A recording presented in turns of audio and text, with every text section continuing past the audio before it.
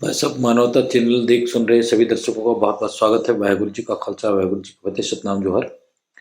रायगढ़ जिले के ग्राम काबू में आज एक ऐतिहासिक कार्यशाला रखा गया था, जिसमें महिलाओं के ऊपर मानव तस्करी और यौन हिंसा, घरेलू हिंसा को लेकर जिले के बाल संरक्षण अधिकारी चैताली विश्वास और उनकी सखी सेंटर की टीम और उनके चाइल्ड लाइन के जो काउंसलर के मुख्य आतिथ्य में एक दिवसीय कार्यशाला महिला बाल विकास विभाग कापू के तत्वाधान में आयोजित किया गया था, जिसमें विभिन्न स्कूलों के छात्र छात्राएं उपस्थित थे और वहीं विभिन्न स्कूलों के प्राचार्य, हेडमास्टर, स्टाफ, महिला आंगनबाड़ी कार्यकर्ता, सुपरवाइजर और महिला बाल विकास विभाग के अधिकारी के अलावा क्षेत्र के जनप्रतिनिधिगण, जिसमें भारतीय जनता पार्टी के मंडल अध्यक्ष और विभिन्न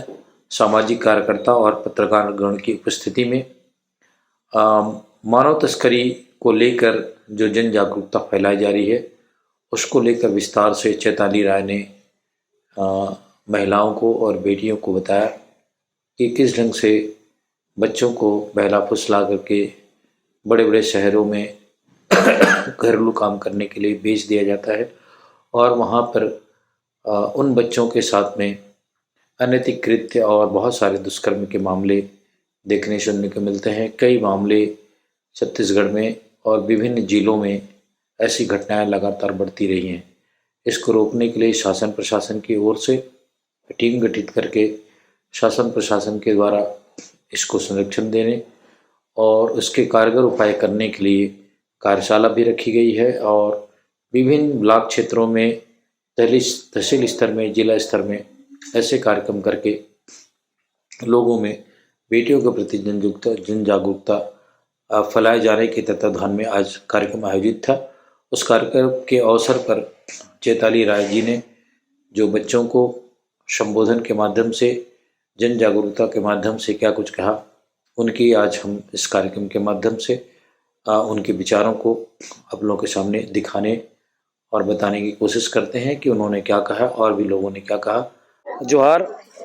रायगढ़ जिले के ग्राम कापू में आज मानव तस्करी और बेटी बचाओ बेटी पढ़ाओ अभियान के तहत यह जन जागृति का एक शिविर आयोजन किया गया था, जिसमें रायगढ़ जिले से महिला बाल विकास विभाग के जिला बाल संरक्षण इकाई के स्टाफ और सखी वन स्टॉप सेंटर के पदाधिकारीगण यहाँ पे आए और इस क्षेत्र के बेटियों को, महिलाओं को आज विशेष शिविर के माध्यम से विभिन्न जानकारी दी गई। मानव तस्करी, महिला उत्पीड़न, उस संबंध में आज के जो इस कार्यक्रम के अतिथि हैं उनसे हम जानना चाहेंगे कि मानव तस्करी और महिला उत्पीड़न के संबंध में जो जन जागृति फैलाई जा रही है जिले भर में, उसके बारे में हम जानना चाहेंगे कि क्या उनका है।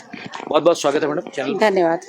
आप अभी लगातार इस अभियान पे महिला मानव तस्करी और बेटी पढ़ाओ और महिला उत्पीड़न के संदर्भ में जो कार्यशाला लगा रहे हैं, इस पर क्या कहना चाहेंगे हमारे देखने सुनने वालों को? जो शासन की योजना है ये धरातल पर कितना सही है?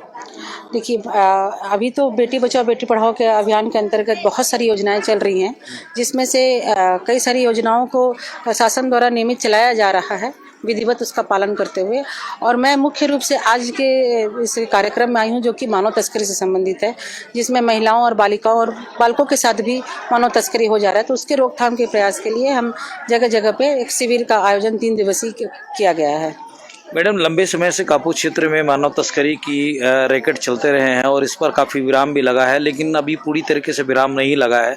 शासन इस पर ग्रामीण क्षेत्र में महिलाओं को जागरूक करने के लिए जो ये अभियान चला रही है, इसका कितना कारगर असर है? क्योंकि पहले भी जो जिला कलेक्टर में जो मंगई डी थी या संजीव कुमार शुक्ला साहब थे जो पुलिस अधीक्षक थे, उन्होंने पुलिस विभाग के माध्यम से आप लोगों के साथ में मिल करके काफ़ी अभियान चलाया और बड़े बड़े जो तस्कर थे वो लोग जेल में गए, उनको सजा भी हुई।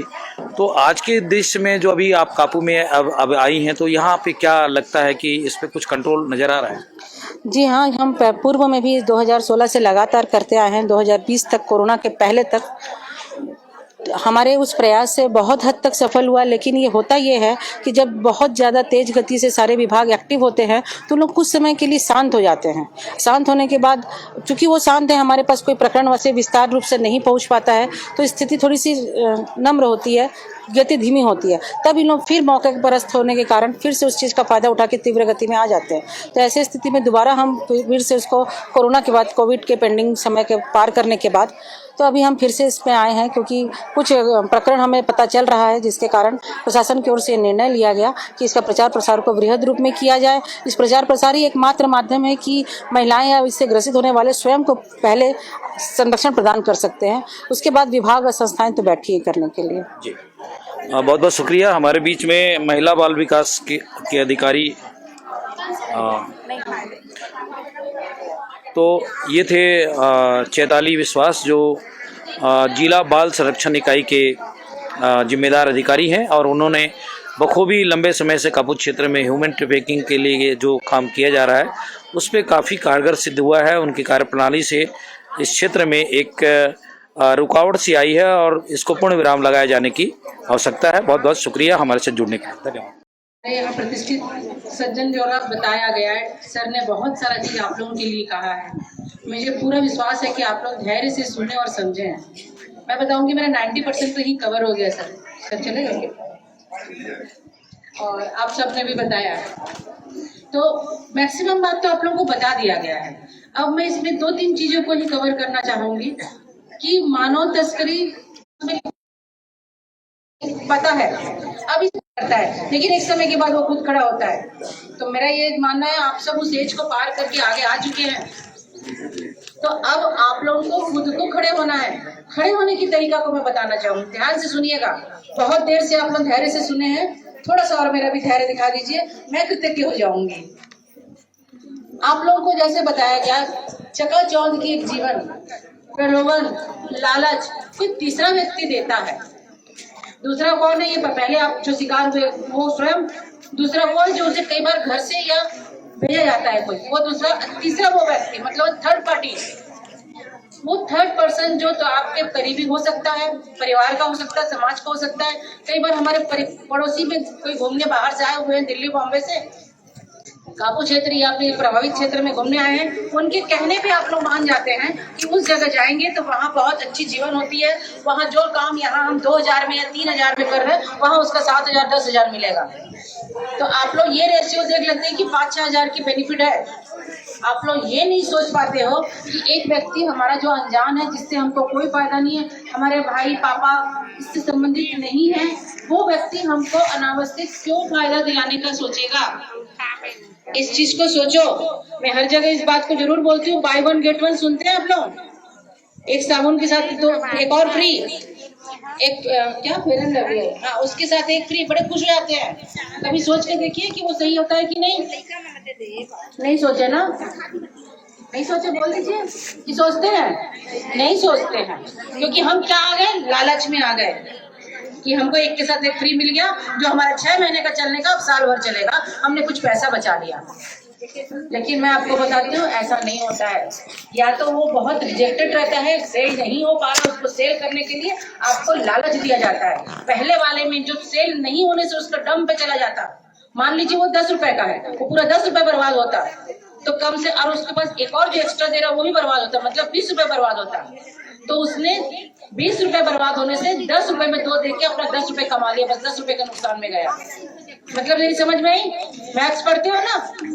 20 रुपए के नुकसान को बचाने के लिए उसने 10 रुपए का नुकसान को झेल लिया, लेकिन 10 रुपए में बेच दिया, तो मतलब उसका नुकसान कितना हुआ? 10 रुपए। नहीं तो आप तो ले नहीं रहे थे उसको, उसकी क्वालिटी भी खराब हो चुकी रहती सारा। तो कहने का मतलब मेरा ये है कि कोई भी व्यक्ति बिना स्वार्थ के, बिना उसके मदद नहीं करते जल्दी से, जब तक वो करीबी या सामाजिक सेवक हो न हो, और दूसरा प्रशासन के व्यक्ति ना हो, क्योंकि ये तो हमारी ड्यूटी है, हम करेंगे ही। यहाँ जितने सब बैठे हैं, ये हम सब आप सबकी मदद और सेवा करने के लिए बैठे हैं, वो हम करेंगे ही। लेकिन जो व्यक्ति इससे जुड़े हुए नहीं है, वो अगर आपको इतनी तरीके से आपको ज्यादा पैसे दिलाने का, नौकरी इंसान पढ़े लिखे एमटेक ITI को नहीं मिल पा रही है, उनको सैलरी इतने से मिल जाएगी? सोचिए। अपने दिमाग से अपने लिए सोचिए। आप अपने लिए नहीं सोचेंगे तो दूसरे से कैसे उम्मीद कर सकेंगे कि वो आपके लिए भला सोचेगा? और क्यों करेंगे? आप सक्षम हो, आपको सक्षम प्रशासन के द्वारा, परिवार के द्वारा, समाज के द्वारा बनाया जा रहा है। आपके किसी चीज में कंफ्यूजन है, डिसीजन लेने के लिए बैठे हैं हम, टोल फ्री नंबर है हमारे पास, उसका इस्तेमाल कीजिए। तो आप हमारे साथ वॉइस ऑफ मानवता चैनल पर बने रहें और हमारे इस कार्यक्रम को देखें। सतनाम, जोहार, सत श्री अकाल। वाहिगुरु जी का खालसा, वाहिगुरु जी की फतेह।